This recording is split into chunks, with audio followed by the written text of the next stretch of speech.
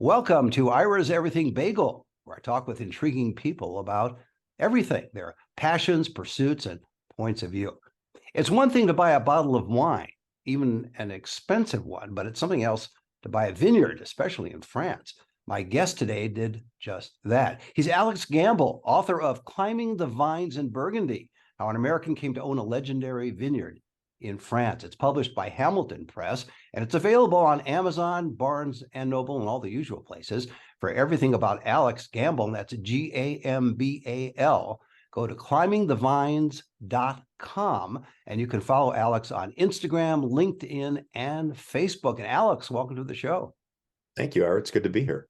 Well, you got hooked on wine at a relatively young age, so I guess my question right out of the wine box is, did the idea of owning a vineyard immediately follow that interest in your fascination with wine, or was it much, much later? It was much later. I had a very conventional upbringing in the Washington, D.C. area.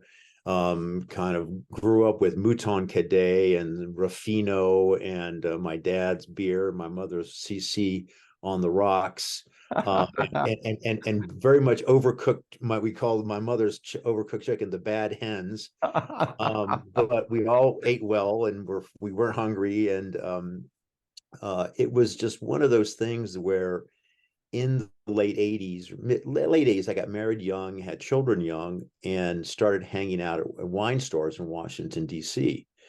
And rather than going to bars and clubs, my wife and we had little babies at home. So we had friends over, and I'd bring home interesting bottles of wine, and it just kind of grew from there. And as I joke and say, by pure dumb luck, I could remember what I could taste. Well, you end up in France for several decades. What's fascinating to me is how you were able to, I guess, cross that cultural barrier, that language barrier, that economic barrier, and be able to function as an owner of a vineyard. Well, it was, first off, it took a long time. I mean, I think we have to look at, I moved there when I was 36 years old with my wife and 2 children. And literally the idea was we wanted to take a year off, have a sabbatical, have a wonderful experience. And our attitude was that if it didn't work out, we'd come back to DC and have our lives there. So there was very little downside per se. And we were hoping that if it worked out and the kids were happy, and that was the key, the kids, and they were 8 and 10 years old at the time. They were little kids. But we put them immediately into French schools. They were bilingual in about 5 or 6 months, communicating after 8 or 9 weeks. And Burgundy has this big B name. It's an iconic name and area for the world of wine. But what makes it more interesting is the fact that we were there in this small community. It's not a big community, and the kids were in local schools, and all their friends' parents are winemakers. So that's how we became ingrained, if you will. It was very organic. Plus, I started by working with a very, very successful and exporter, and I got to work with fantastic winemakers, and from that, it all just happened. So I think more importantly, we were open to the possibilities, and we knew we could always come home if it didn't work out. Back to the parking lots, in other words. Yeah, back to parking. I say that because in your book you talk about your background, and that was part of it, your family's parking lots. So. Yeah, it was, I grew up in DC, in the city. It was my life. It was my backyard. I loved the people I worked with. I liked the business. It was just that it was also a 2-person, my father and his partner had started the business after World War II, classic GI entrepreneurs, and they were in law school at GW, George Washington, and after 2 years they quit and started parking cars. You can imagine what their parents were thinking. My dad was from Old Fort, Pennsylvania, near Scranton. They were all coal miners, basically Ukrainian Russians and Italians in the neighborhood, and then his partner was Polish from Syracuse. You can imagine what they were all thinking, the parents. What are you idiots doing? You're giving up a career, for God's sake. Exactly. solid What are you income thinking? yeah, solid income for some weird thing. Yeah. Yeah, Oh, exactly. absolutely amazing. But you stuck it out when you made the move to France. You mentioned about the kids learning French relatively fast because they were in the French schools. What about you and your wife at the time? Did you know any French before you moved there? My wife already spoke very good French. I had my 2 years in high school and my 1 year in college, where it all sounded like proverbial Chinese to me. But I learned wine speak pretty quickly. That wasn't that hard. There are only so many words, and you use them again and again. And also Mhm. the business side, which I was strong in, and I could help Becky Wasserman, the exporter I was working with. Those terms are fairly international. So, I could get by, but I really didn't get good till after my 4th year when I went to the wine school. I was turning 40 and went to the 1 year wine program right there in Burgundy, all in French. And as I said, I would write my notes in Fraglais, a little English, a little French, and go home at night and translate them again. And at that point, I finally got pretty good at it. But then when I finally ran the business and had to go out there and negotiate, then that's when the proverbial rubber meets the road, and I got pretty good. And trust me, I'm not going to be a UN translator. My college roommate from North French with that redneck North Carolina accent. I go, sure am. But I think more importantly is I understand everything. I can read it. And I never had any ego about being good at it. I wanted to learn. So if there was a word if I word I didn't understand, I mean, I would, in negotiations, I'd stop and say, explain that to me. And people would laugh, but they knew I was following. And that was the main thing. Mhm. I love the place. I love France. I love the people. I love the quirkiness, the difference. And to me, it was it was a curiosity as much as anything else. I loved learning the culture. Did they accept you? You hear this a lot about the ugly American, and if you're not going to try to learn a little bit of French when you go to France to visit as a tourist, you may get the cold shoulder. At least that's the stereotype. But now you're there living and working in France, in Burgundy. Were you accepted, or was there a slight aloofness or distance? We were accepted because, well, one, when we got there, we were the only American family there. So I think it was 30 years ago now. We Right. arrived May Right. 93. And I'll repeat again, having the children there and going to birthday parties, going to Christmas dinner, Easter, marriages, funerals, end of the year school barbecues, we were part of the community. We were part of the fabric. And then I was working with a fantastic exporter selling the best wines, some of the best wines in the world. And you know I learned from them, and I was curious. And luckily I had a facility to do it. I mean, that's the other thing. It wasn't, I mean, I kind of figured it out. But they knew I was the real deal. And and I ended up knowing more about the vineyards, could taste as well as everybody. And the other thing people said, oh, a lot of Americans said, oh, did they accept you? Because you probably were going to try and make American style wine. I wasn't a winemaker. I mean, I was a guy hanging out at wine stores. And so I learned stylistically, my wines were Burgundian. They weren't American style wines. I don't drink American wine. Sorry, my friends in California or Oregon. Some in Oregon, and I actually made a little wine in California, but it's a different optic, if you will. It's the same music timbre, a different color. And that's what brought me into the place. I felt at ease in it, with the dirt and with the vineyards. Your book is a combination of an insight into winemaking, into Burgundy, and into family dynamics and dealing with pain. So it's not just one thing. If there was one thing that you wanted to share with our audience about your book, what would that one thing be? Or there may be more than one thing, but I saw it as a multi-level It is. It's first off, it's not just a wine book. Right. It's an entrepreneurial book. It's a family book. It's, as I say, it's a little bit of a Julia Child. Learning or being there. It's not A Year in Provence, because if you read A Year in Provence, a great book, lovely book, but they have no real friends. I mean, our friends are French. I mean, I go there now. My friends are French.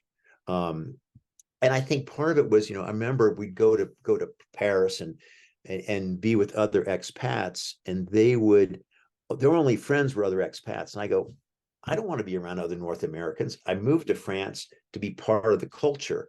And we went with that idea. Is it going to work? Is it not going to work? And if it doesn't work, we'll go home. But we wanted to make it work, because otherwise it was just being a tourist. We didn't want to just be tourists.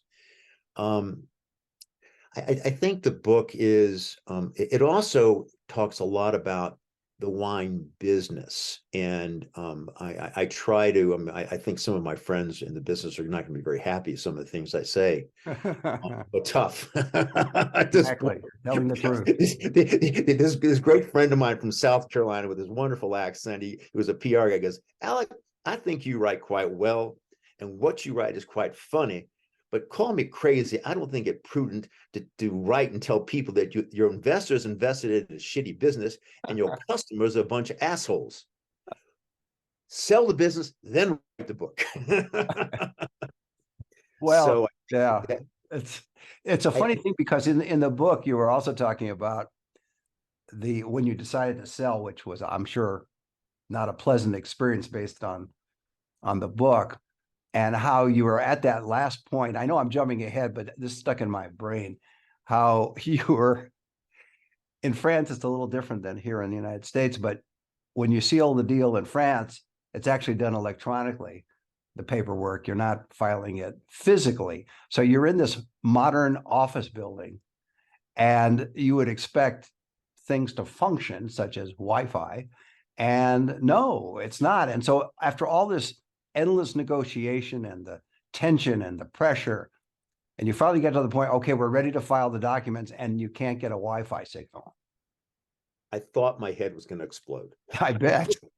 I mean, I've gotten very patient in my old age here, but that, I think, and plus, as you read, it was like 100 degrees. There was no air Yes. Oh, yes. I forgot to mention that the air conditioning There's no was air out, conditioning. or they didn't have air conditioning, one of the two. But It's a green building. Yeah.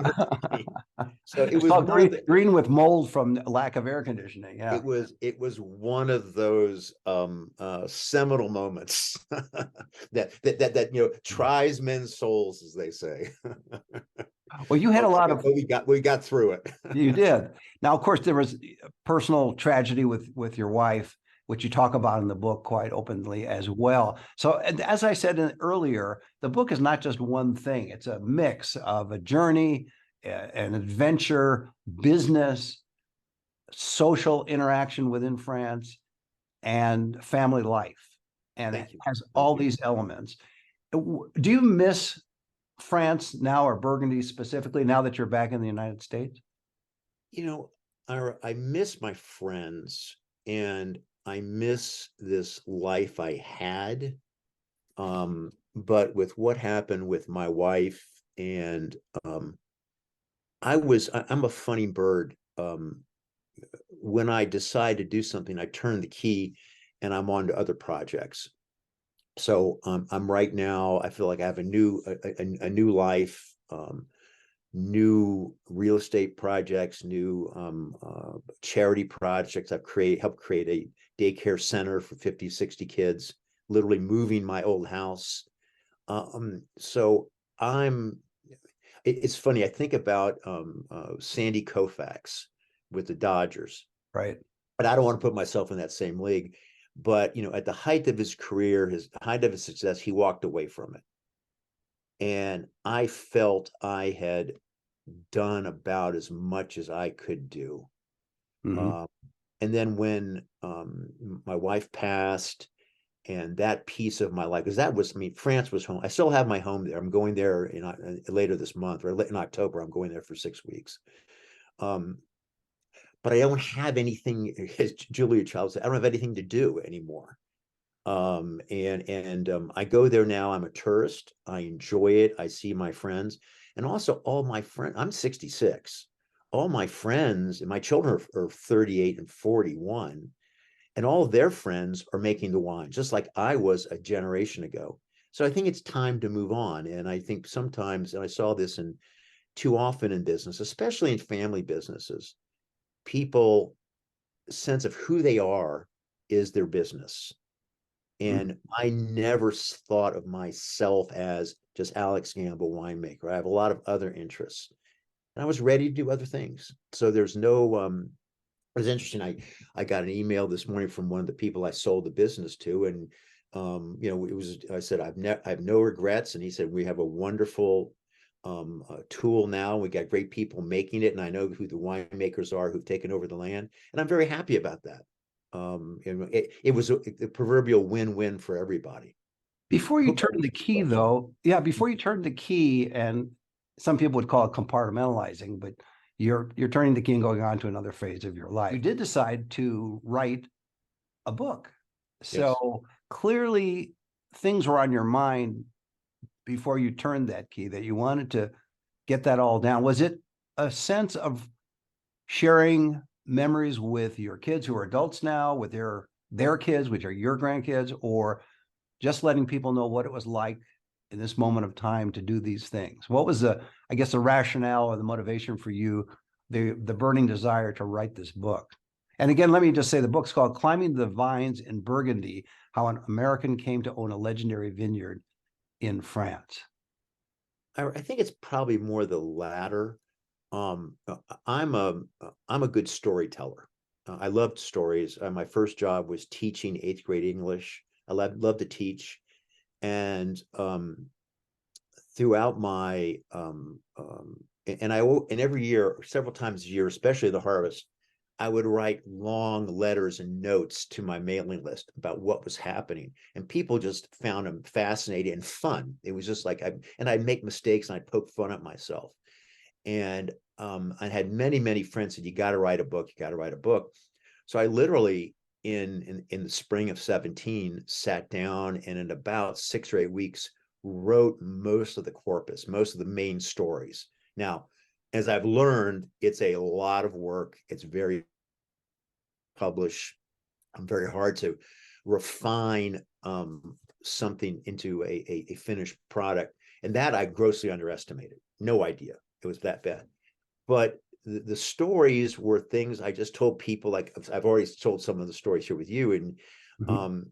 it's about I think more than anything, it's the one thing about I write in the book is that when I was in the real estate business, there was real money involved and huge egos, but there was real money involved. In the wine business, there's no money involved, and the egos of the people in the wine business make the real estate guys Lilliputians, okay? And that's what drove me nuts, I can see. because everybody has an opinion, everybody's a bloody expert, but no one's ever made wine, no one's ever farmed it, no one's been out there. If you the proverbial walk the walk rather than talk the talk. Talk's cheap. And I wanted to kind of put that out there so people and the consumer gets all these messages that sometimes are good, but often contradictory, which is a nice way of saying a lot of BS. And I wanted to kind of just cut through that. And I think, as you read in it, there's some stories about that, about how we, the consumer, kind of get led astray by some of the hype, and that's what I wanted to get out. And especially in a place like Burgundy, where it has this great reputation, yet virtually all the winemakers, and when I want to say winemakers, these are farmers. We are high-end farmers. These are by and large all small family farms working it, and they're friends of mine, and we run into each other all the time. And that's this community, this shared sense of how are we going to make the best wine possible in a very, until recently, a very dodgy climactic place. I mean, as I write, it's about as far north as you can get red and white grapes ripe. Now, with temperature, climate change, and weather change, that's a whole nother book to write about. But I wanted to get that out there for people, for the record. You mentioned just a moment ago about the ego of the wine people. Is there also an arrogance in the sense that, or a snobbery would be the better term? There's always this association of snobbery with wine, not with basic wine, but with various wines from France or Italy, wherever they may be. You cut through that as well. Why does that still persist where people seem to think that and it's not just it's not even the producers at this point. You can see people, wine consumers, as I'll call them. You go to a party and everyone is, using their nose and saying, well, this is this and this is that. And it's, well, no, this doesn't have the right this, and this doesn't have the right. Why does that still go on for all these decades? I don't know. I think it's the same way. I mentioned what's the term? The bias, positive bias. We want to be experts. So I think you find this, whether it's restaurants, gastronomy, music, art, anything that there's and again, I talk about the word connoisseurship, which comes from the French word connaissance, knowledge. So it's not a bad word. It's not, but connoisseur takes on this very negative thing. Instead of it's knowledge, instead of spreading knowledge, you're kind of like keeping the knowledge in, and I know more than you. And that gives people this sense of ego and placement, in this very false and silly hierarchy, because it's just grape juice. Yeah. And when That's some alcohol. alcohol, I mean, come on, it's fermented grapes. This is, Right. I mean, Right. and It's so an insular world, isn't it, in that sense? it is, but I think you get that in any of these kind of if you will, artistic endeavors. And it is an artistic endeavor when you get at that highest level. I mean, making wine is not hard. Making great wine from great vineyards is a whole different kettle of fish, so to speak. Yeah, and doing it season after season. That's not season after season. I think this is what I also talk about, is that we don't look at it as it's a one-off. I mean, it's a cycle. One year leads in the other. One year creates the next year, and vice versa. And so you have to look at it holistically, and organically, as you just can't pick out little pieces. It's all together, and that's why these winemakers, these as I say, vignerons, literally wine growers, as if the bottle of wine was growing on the vine. We don't separate out the winemaking process from the grape growing process, by and large. And I think that's what I learned over all those years. What happens to the grapes that you grow? You don't have a operation on the land itself to then process the wine, or do you, or did you? Well, I had an operation in the center of Beaune, and if you will, the wine town. And usually all these winemakers have a winery / what we call couverie, sometimes very sophisticated and large for some of the big operations, sometimes very rudimentary, and they still make wonderful wine. But I think what's difficult, I always joke and say, people say, take me to your vineyard, take me to your leader, like to your chateau. And I go, Right. well, my chateau is my 18th century, it's 15th century stone barn up in the hills with no vines around it. And I have 40 in my 30, how many acres? I had 35 acres of vines, and I had 45 separate parcels. Some way far away, some close together, but all individual that had to be managed. And I was very typical. So we then bring all those grapes back, harvest those grapes, and bring them back to our couverie, our winery, where we then make the wine in one central place. But it's not as if we have the house and the winery and 30 acres around us. That's in places like Bordeaux, which is a whole different operation than Burgundy, which is still very small, high-end family farms. And you go into this world famous winemaker, and he or she will come in off their tractor and take off their overalls and do a tasting for you, and you go and they put their overalls on, they're back on the tractor. That's what we love about it. I mean, that's what makes it. I mean, there's no pizzazz, as our parents would say. This is not showbiz. This is farming 101. Yeah, down to earth and in the earth. Absolutely. Yeah, Absolutely. exactly. Do you think that somebody could replicate, not all of your experiences, but the experience of buying a vineyard in France today and make it work? Or are the times so changed and the economics so changed and the communications so changed that it would not necessarily work? I think you could, but it wouldn't be in Burgundy. The land costs were already ridiculous when I started, and now I was running some numbers. It'll blow your mind what these top vineyards, even average vineyards. So, and it's just, and because of, and I write about it because of the Napoleonic law and the diffuse nature of ownership, the complex nature of ownership. It's really, really hard to own anything. But in other areas of France, the Loire, places like that, I think there's still a lot of opportunity. But Burgundy is tough. I mean, that was one of the reasons I got out and I wrote about that, is that I felt like the game had changed. And I was a very aggressive real estate player in it. But I was not in the league of being able to drop 15, 20, 30 million euros on land purchases. It's become like that. And I go, well, it's time to move on. I mean, I got other things to do. I know that you talked about turning the key and, as you say, moving on, but have you thought about keeping not a foot in it, maybe a toe in that business and acting as a consultant for people? I've thought about it, but I don't think I want to work that hard. And part of it, frankly, and I'm joking, part of it is I don't want to travel that much anymore. I traveled so much when I was in the business, trying to sell wine, raise money, market it, that I've become much more of a homebody. And I think people will also, they might, I have a sense that they won't do what I tell them to do. Why is that?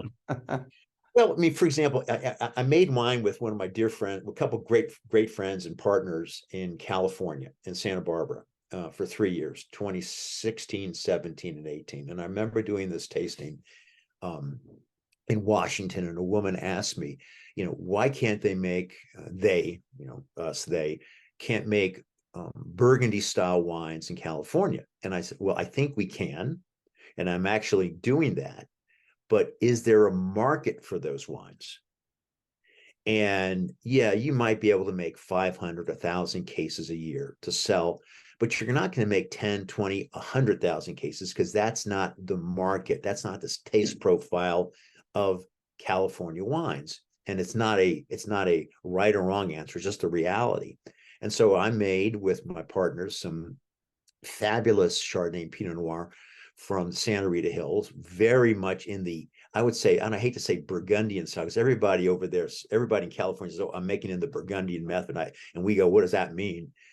I'd say it's much, one of my partners said, not in this deal, said, Alex, this is not Burgundian, but it's definitely Gambal style. Oh, and I took that as a compliment. Absolutely. Okay. Yeah. And so, yes, I can do that, but the reality, Ira, is to go out and sell wine, create a brand. It's so hard because of the distribution. And I talk about that in the book. And, I don't want to work that hard. We have about 100 cases of this stuff left to sell. And I'd love to sell you a case. Everybody call me, look it up. Get 100 more cases. I want to shut it down. I had enough. And the wine's fantastic. But, I joke and say, I'm working hard as ever at different things. And I'm happy to be doing that. I had enough of it. That's a great way to leave it. My guest has been Alex Gambal. He's author of Climbing the Vines in Burgundy, How an American Came to Own a Legendary Vineyard in France. It's published by Hamilton Press. It's available on Amazon, Barnes & Noble, and all the usual places. And for everything about Alex Gambal, that's Gambal, You can go to climbingthevines.com and order your case of wine. And Thank you. yeah, you can do it that way. You can follow Alex on Instagram, LinkedIn, and Facebook. I assume it's legal to order it on the website. We'll find out. Yes, we can. Okay, excellent. It's all legal. Oh, excellent. Okay, so follow. It's definitely kosher. It's kosher. Okay, excellent. So go to the website, climbingthevines.com. Alex, thanks for being on the show. Thank you very much. It was delightful. Appreciate it. Same here. And join us every Thursday for a new schmear on Ira's Everything Bagel.